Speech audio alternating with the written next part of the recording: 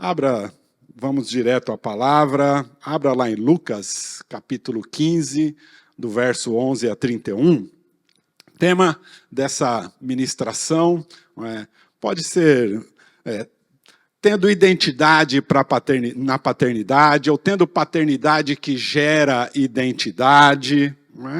E como no Brasil hoje é Dia dos Pais, nós vamos falar algo muito mais importante do que ser um pai. Nós vamos falar de paternidade, que é algo um pouco diferente, que é um encargo sobre a vida de um pai, mas que vai muito além disso, porque existem pais espirituais na igreja também. Não é? Mas vamos lá. Então, abra a tua Bíblia comigo lá, em Lucas, capítulo 15, de 11 a 31. Na minha tradução está assim. Jesus continuou. Um homem tinha 2 filhos. O mais novo disse a seu pai: Pai, quero minha parte da herança. Assim ele repartiu sua propriedade entre eles. Grifa aí na tua Bíblia. Não muito tempo depois, o filho mais novo reuniu tudo o que tinha e foi para uma região distante. E lá desperdiçou os seus bens, vivendo irresponsavelmente. Depois de ter gasto tudo, houve uma grande fome em toda aquela região. E ele começou a passar necessidade. Por isso, foi empregar-se em um dos cidadãos daquela região, que o mandou para seu campo, a fim de cuidar de porcos. Ele desejava encher o estômago com as vargens de alfarrobeira que os porcos comiam, mas ninguém lhe dava nada. Caindo em si, ele disse: Quantos empregados de meu pai têm comida de sobra, e eu aqui, morrendo de fome?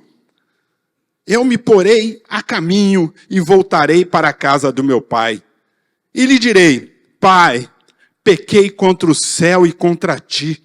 Não sou mais digno de ser chamado teu filho. Trata-me como um dos teus empregados. A seguir, levantou-se e foi para o seu pai.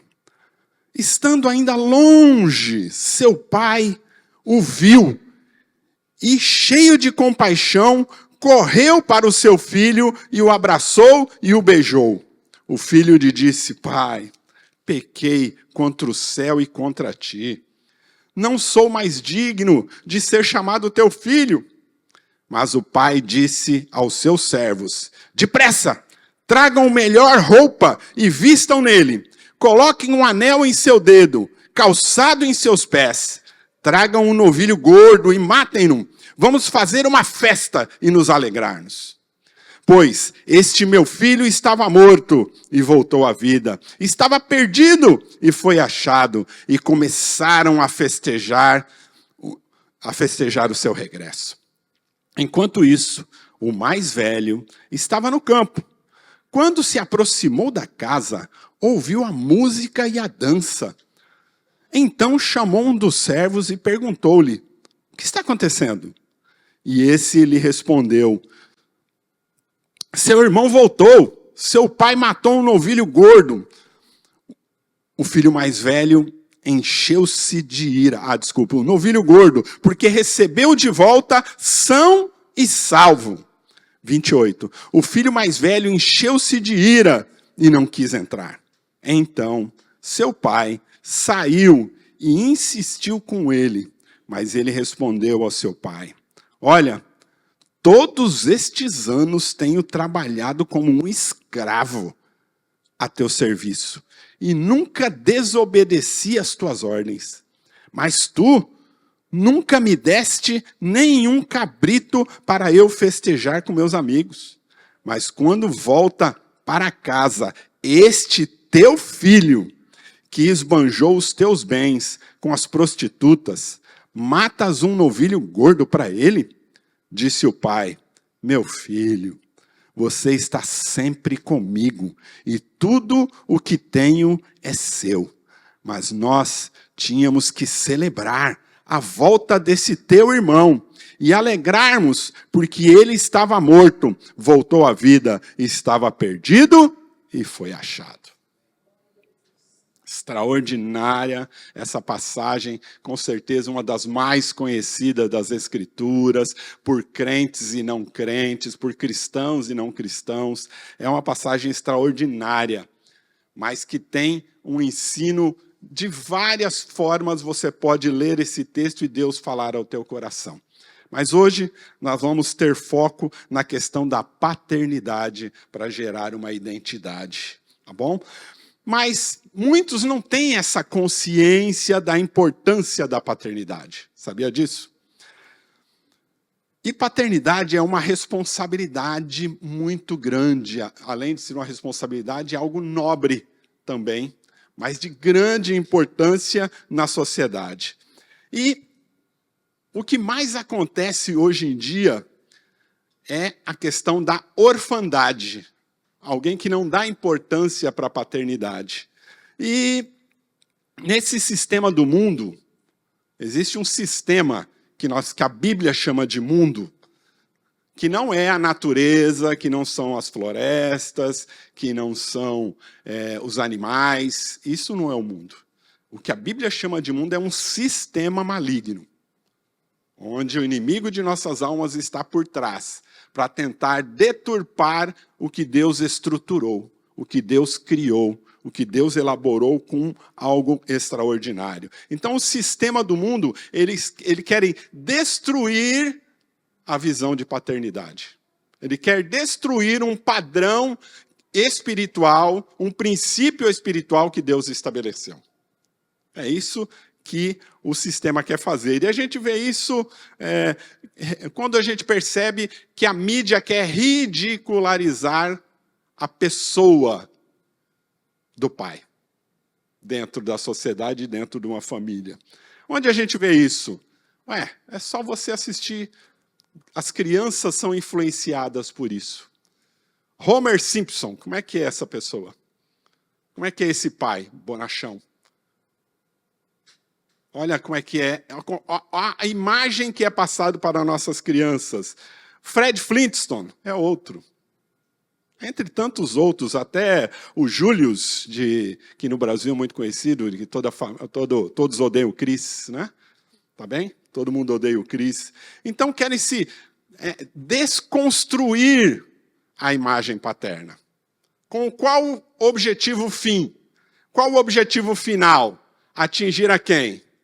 A Deus Pai. É fato, é o óbvio, para que ninguém possa olhar ou imaginar que existe um Deus que é Pai de todos. Onde o Senhor Jesus, quando foi ensinar uma oração para os apóstolos, como é que ele se dirigiu ao Deus Todo-Poderoso? Pai nosso, que estais no céu. Percebem? Então, Jesus não falou o nome do Pai, mas chamou-o de Pai. Mostrou para os seus discípulos como se dirigir a esse Deus Criador de todas as coisas, que pode todas as coisas. Então, a paternidade hoje faz uma enorme falta e causa um estrago tremendo na sociedade. Sabia disso? A falta de paternidade. Vou pegar um exemplo do Brasil, que eu tenho alguns números, alguns dados, não é? 20% da população brasileira não tem o nome do pai na identidade. 20% da população brasileira não tem o nome do pai na identidade. Nós somos mais de 200 milhões de pessoas. Faça a conta. Tá bom? Então, esse é um problema que reflete diretamente na sociedade, vai se refletir diretamente na sociedade. Então, grande parte das pessoas na sociedade não tem um referencial de pai. E graças a Deus pela igreja. Porque aqui na igreja, Deus coloca pais espirituais sobre pessoas que não têm um referencial de pai. Olha como Deus é gracioso. Olha como Deus é extraordinário. Então, muitas pessoas não têm o referencial de pai. Outros têm, mas alguns não têm. Então, isso é muito importante.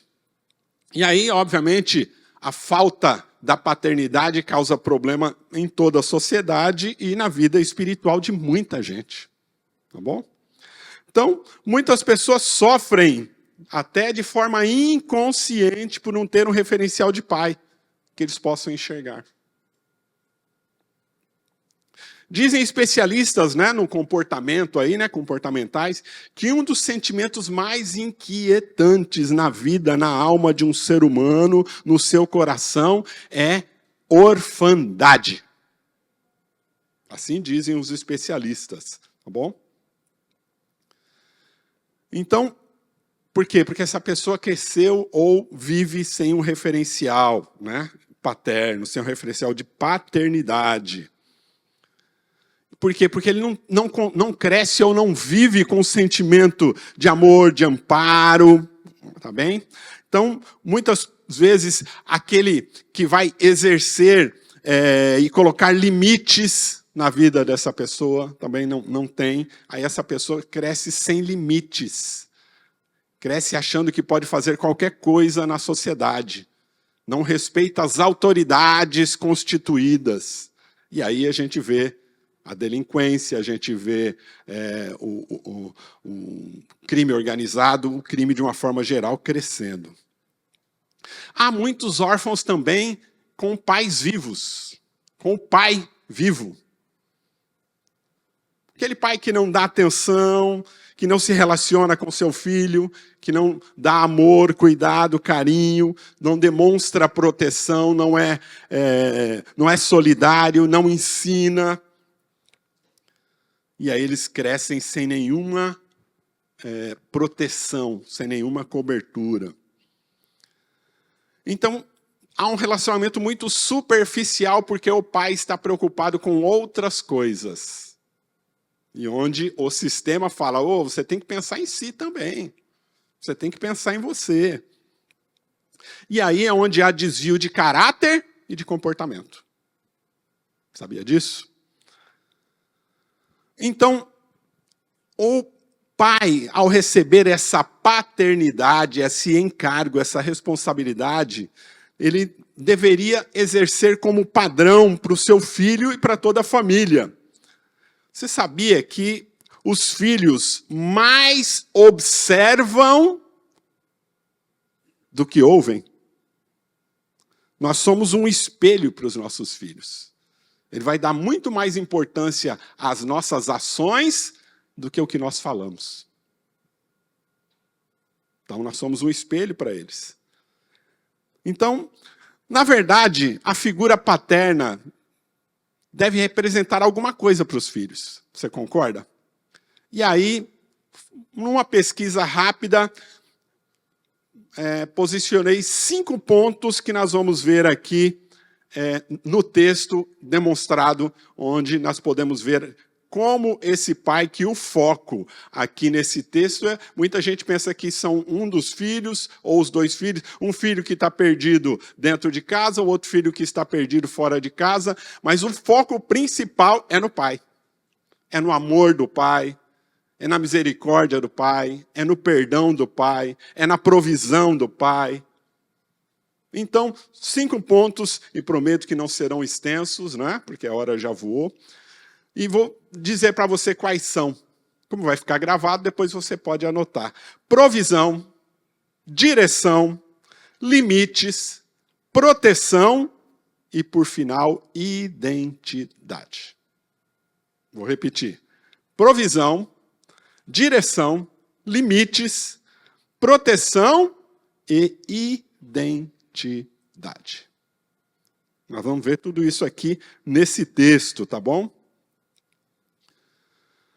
Então, primeiro passo, né, que nós vamos ver aqui é a provisão. Então, quem exerce paternidade dá provisão, e nós vamos ver isso aqui no texto. Jesus continuou, por quê? Porque ele está com uma série de parábolas, né, onde demonstra aquele que estava perdido foi achado, algo que estava perdido e foi achado, tá bom? Então a gente vai ver o Senhor Jesus, e aqui ele pega mais uma parábola, e obviamente que aqui o enfoque, além de algo perdido que foi achado, é a questão do pai. e a questão da paternidade, que é um dos pontos que nós vamos pegar aqui. Versículos 11 e 12. Jesus continuou: um homem tinha 2 filhos. O mais novo disse a seu pai: pai, quero a minha parte da herança. Assim, ele repartiu sua propriedade entre eles. Então, quer dizer, se repartiu sua propriedade, os bens entre eles, era um pai que gerava provisão dentro da casa, dentro do lar, para os filhos. A ponto, não é? O que era inconcebível para aquela cultura, hoje não. Hoje a legislação diz que a pessoa pode até doar, né, os seus bens em vida para os seus filhos. Naquela época e naquela cultura, era algo inconcebível.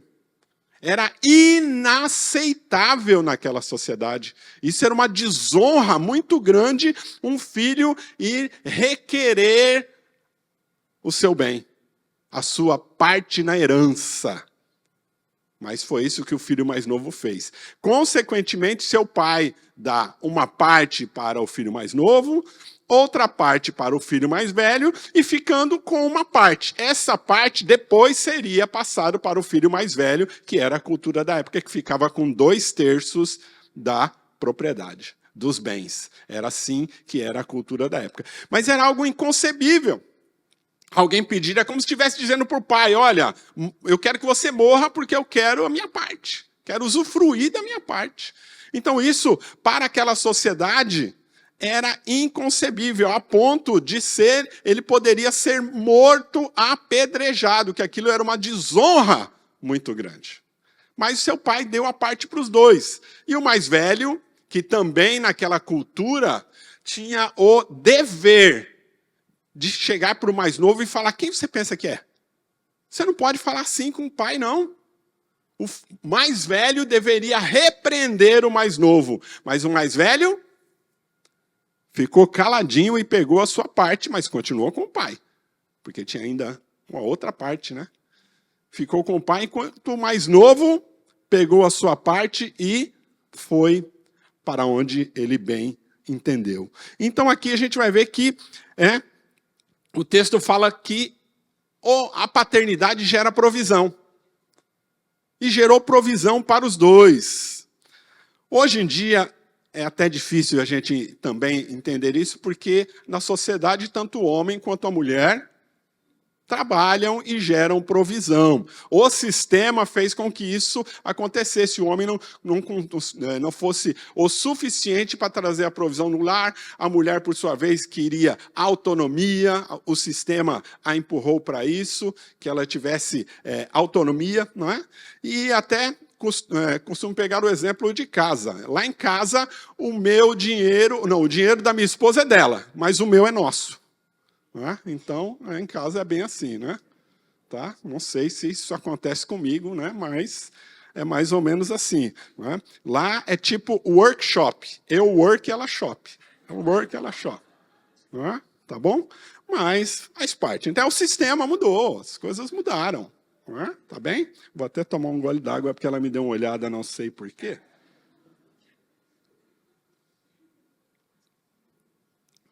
Mas vamos lá. Então, hoje é uma concepção um pouco difícil, até pela questão da cultura daquela época e a cultura daquela região, mas o papel do homem é trazer provisão mesmo para o lar. O homem tem que trabalhar e fazer com que toda a renda da família possa ser algo que possa dar estrutura para a família. A mulher, por mais que ela se emancipou, ela, lá no fundo, ela gosta de sentir segura. E olhar para o homem e ver que ele consegue trazer sustento para o lar. Ela gosta dessa segurança, ela precisa dessa segurança, por mais que ela esteja emancipada e seja capaz de se autossustentar também nos dias de hoje. Naquela época isso não era assim, tá bom? Mas não podemos esquecer, espiritualmente falando, que a fonte da nossa provisão é o Senhor. Nós cristãos Então, eu vou trazer um ponto físico, o que aconteceu, trazer para os dias de hoje, mas lembrar de nós que somos cristãos, que nós sabemos que a fonte da nossa provisão é o Senhor. Ele que nos dá o sustento, é Ele quem faz com que nós consigamos viver com o sustento, aquilo que possa trazer o que nós precisamos para o dia a dia. Lucas 12, de 24 a 31, Jesus ensinou isso quando falou da provisão do Pai para os filhos. Você vai ver isso lá em Lucas 12, de 24 a 31. Não vou me deter por causa do horário. Então, provisão, isso ficou muito claro, muito fácil de se observar e de entender. Tá bom? Qual o papel do homem, do pai ou da paternidade que ele exerce. Vamos lá para os versículos 13 a 16. Não muito tempo depois, o filho mais novo reuniu tudo o que tinha e foi para uma região distante. E lá desperdiçou os seus bens, vivendo de forma irresponsável ou irresponsavelmente. Depois de ter gasto tudo, houve uma grande fome em toda aquela região e ele começou a passar necessidade. Por isso, foi empregar-se com um dos cidadãos daquela região que o mandou para o seu campo a fim de cuidar dos porcos. Ele desejava encher os seus estômagos com as vargens de alfarrobeira, que é algo muito amargo, que os porcos comiam, mas ninguém lhe dava nada. Então aqui nós vamos ver também que ele desonrou o pai, e o filho mais novo não reconheceu a provisão do pai, por isso ele quis a parte dele e foi embora. Ele não reconheceu que ali estava o pai para ser o provedor e para abençoá-lo em tudo o que ele precisasse. Ele era um filho. Ele poderia pedir e continuar vivendo com o pai, que com certeza um pai que o perdoou, um pai que era misericordioso, gracioso, não daria o que ele pedisse. Mas ele não conseguiu enxergar essa paternidade. Deixando o pai, ele pegou tudo que tinha, desonrando o pai, saindo da proteção e da provisão do pai e foi-se embora. E quais foram as consequências desse ato dele? Vida em excesso, sem limites, não ficou com limite, pegou tudo que tinha, gastou de forma irresponsável. Muitos falam que ele gastou com prostitutas, mas quem falou isso foi o filho mais velho. A Bíblia não retrata isso, diz que ele gastou de forma irresponsável, não soube administrar o que tinha. Não soube fazer com que aquilo pudesse mantê-lo por muitos anos, ou aumentar o seu recurso. Então aqui ele passou a exageros, ele ficou sem a proteção do pai, passou vergonha e se sentiu como quem não tem identidade, que nós vamos ver aqui, que ele não quis mais ser tratado como um filho, mas sim como um empregado. Ele mesmo deixou a sua posição de filho e disse que se colocaria como um empregado. Perdeu a identidade também. Vejam só. Então, qual é a consequência de tudo isso? Perde-se identidade. E as consequências foram o quê? Uma vida de excesso, como já falei, de fome, de vergonha, sem proteção e sem identidade. Então vamos lá. O que ele perdeu também? Direção. Quando a gente não está debaixo de uma paternidade, de alguém que é mais experiente, de alguém que já vivenciou muitas coisas, de alguém que tem uma visão mais ampla das coisas.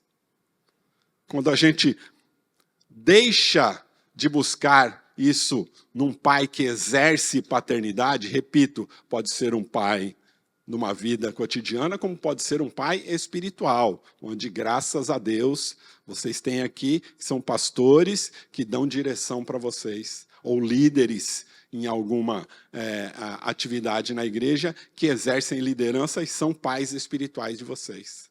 Então, isso é muito importante. Então, no versículo 17, o que diz lá?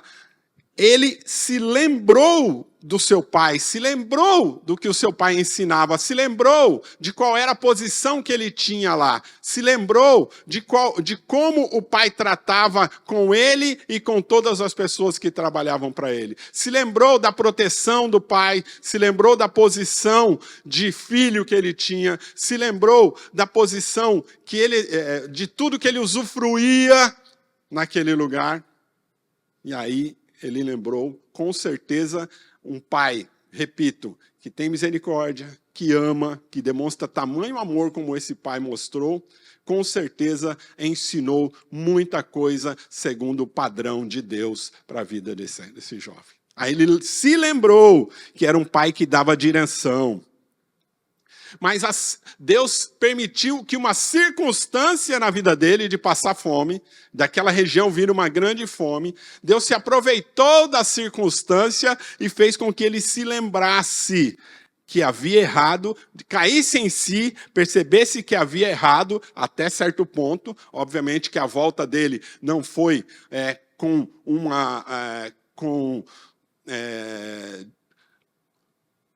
uma pessoa que tivesse reconhecido que errou, que não tivesse colocado uma pessoa que tivesse arrependido, esse é o termo que eu queria achar. Não foi com total arrependimento que ele voltou por interesse, mas ele lembrou que o pai dele era o exemplo, ele lembrou que o pai dele é o padrão, ele lembrou que estar debaixo da cobertura do pai dele era o melhor para ele, e ele volta. Então, ele viu que o pai dava a direção, e a circunstância fez com que ele fosse empurrado para isso, e aí lembrou que o seu pai estabelecia limites, e aí ele volta. Em Isaías 48, versículo 17, a parte B diz assim, ó, sou eu o Senhor teu Deus, que te conduz pelo caminho que deve viver. Então, o Senhor Deus é a nossa bússola. A palavra de Deus é a nossa bússola. Você quer direção para a tua vida? Você está com dúvida de alguma coisa? Busca no Senhor. Leia a palavra que Ele vai falar com você. Tudo que nós precisamos está aqui, ó. É só ler. É só orar e conversar com o Pai. Eu tenho certeza absoluta que Ele vai ter tempo para você. Que Ele vai ter os ouvidos voltados para o que você tem a dizer. Tudo que você precisa, mesmo nessa vida, pastor, mas passou tantos anos. Mas a palavra de Deus é atual. O nosso Deus não há nada que Ele não possa te orientar. E Ele tem prazer em te ajudar e te colocar no caminho certo, no centro da vontade dEle. Mas para isso, precisamos conversar com Ele, precisamos ler a sua palavra. Então, Ele nos conduz pelo caminho que devemos viver. Então, Deus é a nossa bússola através da tua santa palavra. E Ele nos deu Jesus, que é o caminho. Jesus é o nosso caminho, é a nossa verdade, é a nossa vida. Tudo que nós precisamos está nele, centrado na pessoa de Jesus. Então, Jesus é o caminho, Deus Pai é aquele que nos dá direção, e Ele ainda enviou o seu Espírito Santo, que é o Paracleto, aquele que está ao lado para ajudar. O Espírito Santo está conosco o tempo todo, nos dando direção. Precisamos conversar mais com o Pai. É isso que precisamos. Salmo 127, de 3 a 5, está escrito: os filhos são herança do Senhor, uma recompensa que Ele dá. Como flechas nas mãos do guerreiro, são os filhos nascidos na juventude. Como é feliz o homem que tem na sua aljava cheia deles. Não será humilhado quando enfrentar seus inimigos no tribunal. Então a Bíblia diz que os nossos filhos são como flechas dentro da nossa aljava. Pode estar aqui, podia estar aqui. Então, que quem lança essas flechas? É o flecheiro, é o guerreiro. Então, quem dá direção para essas flechas são nossos filhos, é o pai. Quem lança eles para onde? Para um alvo. É o pai, exercendo paternidade.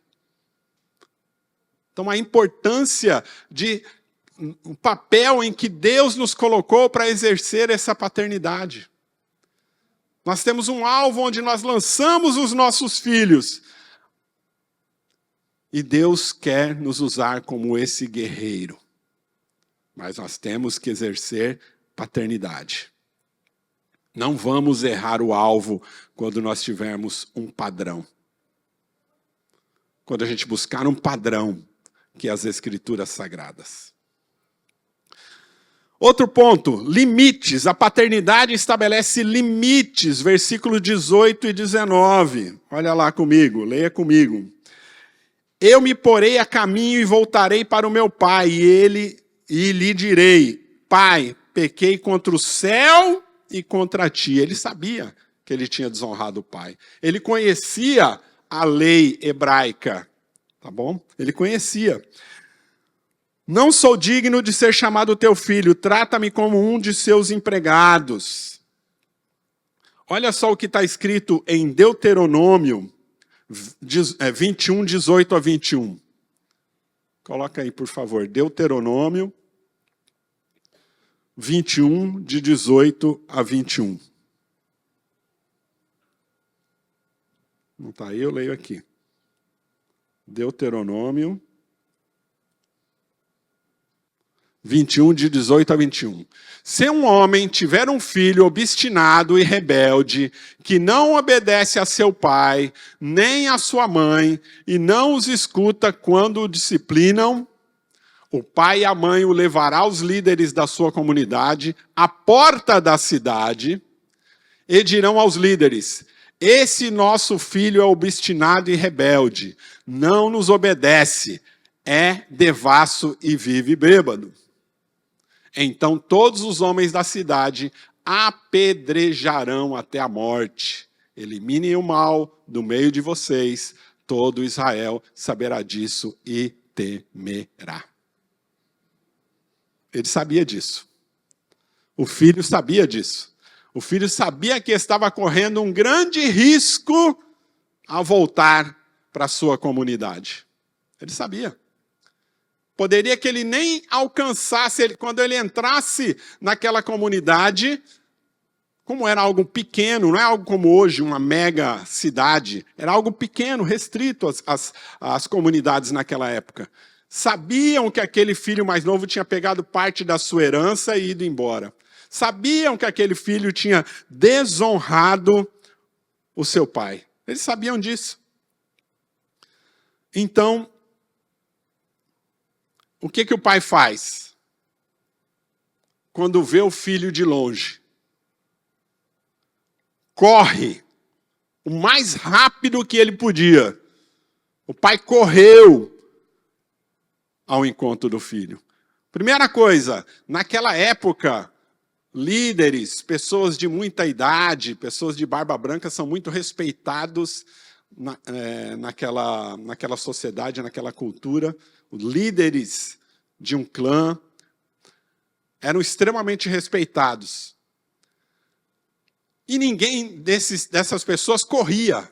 Não era elegante correr. Tudo que eles faziam era andando, caminhando, jamais corriam.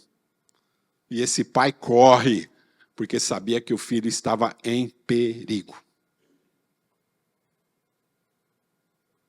Sabia disso. Então o pai exerce proteção, versículos 20 a 22. O pai corre ao encontro do filho para protegê-lo de que alguém pudesse apedrejá-lo, exercitando a lei de Deuteronômio. E aí ele corre ao encontro do filho para protegê-lo. E aí quando chega lá, obviamente todo mundo ficou observando o que ele ia fazer. Ele poderia falar, peraí, cada um pega uma pedra, esse meu filho aqui me desonrou. Nós vamos seguir o que a lei de Moisés manda, nós vamos seguir Deuteronômio agora. Nós vamos apedrejá-lo até a morte. E todos fariam isso. Mas quem tem paternidade, quem exerce paternidade, protege. Nós, como pais, temos que proteger os nossos filhos, dando direção, intercedendo por eles, orando por eles. Óbvio, como eles chegam a certa idade, você não tem mais domínio e controle, mas nada nos impede de continuar orando e intercedendo. Nada. Nada nos impede. Para que Deus possa guardá-los.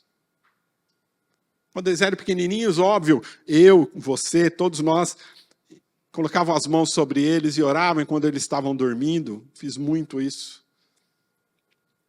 E, com certeza, esse homem mostrou a questão da proteção. Correu até seu filho e o beijou. E todos ficaram observando. Quando ele fez isso, entenderam que havia perdoado seu filho. Havia perdoado a grande desonra que ele havia sofrido. E viu que ele não tinha mais nada, porque com certeza não chegou alinhado. Quem cuidava de porcos, como é que perdeu tudo, como é que você acha que chegou lá? Todo esfarrapado, sujo, fedorento. E ele pediu o quê? Vou ler para vocês. Versículo 20. A seguir, levantou-se e foi para a casa de seu pai. Estando ainda longe, seu pai o viu, cheio de compaixão. Correu para o seu filho, o abraçou e o beijou.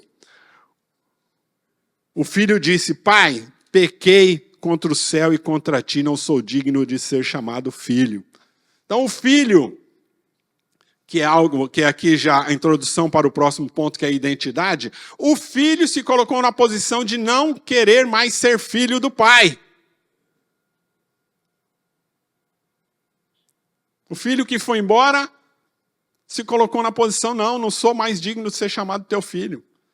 Trata-me como um de seus, em algumas traduções está escravos, em algumas outras traduções está jornaleiros, e alguns empregados. Mas ele fala, meu pai disse, e o pai disse aos seus servos: depressa, tragam a melhor roupa, vistam nele, colocam um anel no seu dedo, calçando os seus pés também com calçados, tragam um novilho gordo, matem-no. Vamos fazer uma festa e alegrar-nos, pois este meu filho estava morto e voltou à vida, estava perdido e foi achado.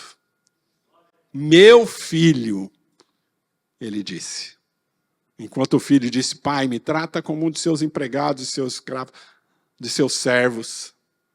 E ele falou: não, o meu filho. Não importa como é que você está voltando, depois de um erro, o mais é importante saber que o pai te ama. É um pai misericordioso. É um pai que tem compaixão.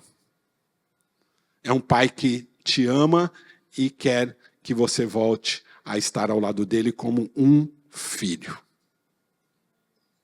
É um pai gracioso.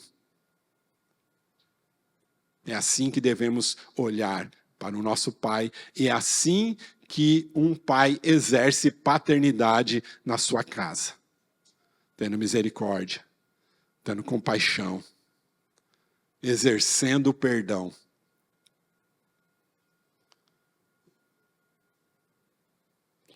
E aí vamos para a questão da identidade. Para quem não sabe, fui pesquisar, identidade é uma palavra latina, que é formado do adjetivo, né? Idem, ou igual, ou do mesmo tipo. E um sufixo dade, que indica um estado de qualidade daquilo que ele é igual. Então, identidade. Nós vamos gerar nesses nossos filhos identidade. O que é isso? aquilo que são igual a mim. Se as minhas ações, as minhas atitudes, o que eu ensino através das minhas ações, ele vai ser idem. Ele vai ser igual. Então, olha a responsabilidade da paternidade. Nós vamos gerar em nossos filhos físicos, podemos falar mais para frente também do espiritual, mas dos físicos. Eles vão olhar para nós. Lembra que eu falei no início? Os nossos filhos mais nos observam do que nos ouvem. Eles vão ser idem. Vão ser iguais. Pais que gritam, filhos que gritam, já ouvi isso? Então o filho mais novo rejeitou a paternidade quando quis ir embora. Mas não podemos esquecer do filho mais velho que ficou, lembra? O filho mais velho ficou. Mas ele se colocou também no versículo como um escravo. Versículo 29a. Trabalhei com o senhor como um escravo. Ele se achava filho? Não, ele se achava um escravo, um servo. Mesmo estando dentro, também não reconhecia a paternidade do seu pai. Um reconheceu, não reconheceu porque foi embora. E o outro não reconheceu porque estando dentro e nós já estamos indo aí para os finalmente. Então, só vou ler para você, para contextualizar você. Versículo 29. 27 primeiro.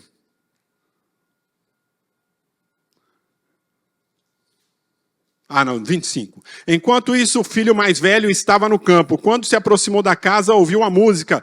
Chamou os seus servos e perguntou, o que está acontecendo? Esses lhe respondeu, seu irmão voltou. Seu pai matou um novilho gordo porque o recebeu de volta são e salvo. O filho mais velho encheu-se do quê? De ira. Não tinha aprendido com seu pai ainda. Precisava aprender. E a partir desse ponto, com certeza, ele aprendeu. Aí ele se encheu de ira e não quis entrar. É uma desonra para o pai também. Então seu pai saiu e insistiu com ele. Mas ele respondeu ao seu pai. Imagina que isso acontecia naquela cultura. Ele respondeu ao seu pai. Mas ele respondeu ao seu pai, olha, todos esses anos tenho trabalhado como um escravo. Então ele se sentia filho também. Mas tu nunca me deste um cabrito para eu festejar com meus amigos. Mas quando volta para casa este teu filho, não meu irmão, teu filho, que esbanjou os bens com prostitutas, matas o novilho gordo, disse meu... E o pai, o que responde para aquele filho que não se sentia filho, se sentiu escravo? Meu filho. Você é meu filho, você não é meu escravo. Deus olha para você e te chama de filho, de filha. Não somos escravos, somos filhos. E Ele nos ama como filhos, como esse pai aqui, exemplificando. Está sempre comigo e tudo que eu tenho é seu. Deus tem prazer em abençoar a tua vida. Deus quer te ver próspero. Ele é o Deus do ouro e da prata, Ele é o dono de tudo. De tudo. Mas nós tínhamos que celebrar a volta deste seu irmão, ao qual ele não tinha dito, que ele tinha dito teu filho, não é meu irmão, é teu filho. Aí ele reforça, teu irmão, e alegrarmos porque ele estava morto e voltou à vida, estava perdido e foi achado. Se você está perdido, não se sentindo um filho ou uma filha de Deus, você pode estar perdido aqui dentro da igreja ou fora dela. Você pode ter vindo hoje aqui e saiba que você é filho e você é filha. Você pode estar retornando hoje e saiba que existe um pai que exerce paternidade sobre a tua vida. E você que é pai de filhos, exerça a paternidade sobre eles. É um encargo que Deus nos deu. Então, finalizo dizendo que hoje sabemos que o nosso Pai eterno é Deus, que nos deu identidade na pessoa de Jesus Cristo. Gálatas 2:20, já não sou eu quem vivo, mas Cristo vive em mim. Nós temos a pessoa de Cristo, olha lá. Fui crucificado com Cristo, assim já não sou eu quem vive, mas Cristo vive em mim. A vida que agora vivo no corpo, vivo pela fé no Filho de Deus.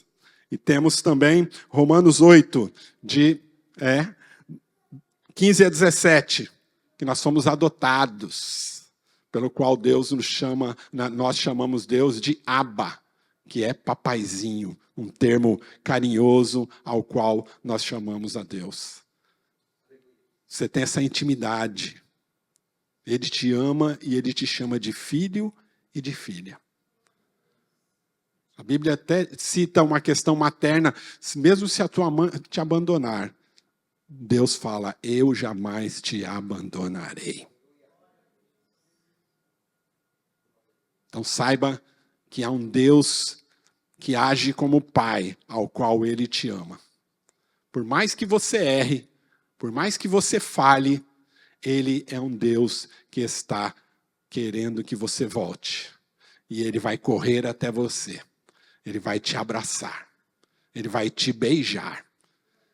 Ele vai te dar vestes limpas.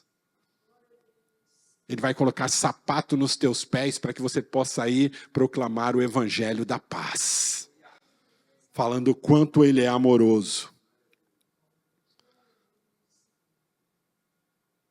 Saiba que o Senhor Jesus, quando foi embora, em João 14:18, ele disse, não vos deixarei órfãos, voltarei para vós. E ele enviou o Espírito Santo. Fique de pé, a hora já se foi, né? E eu abusei hoje, pastor, do horário.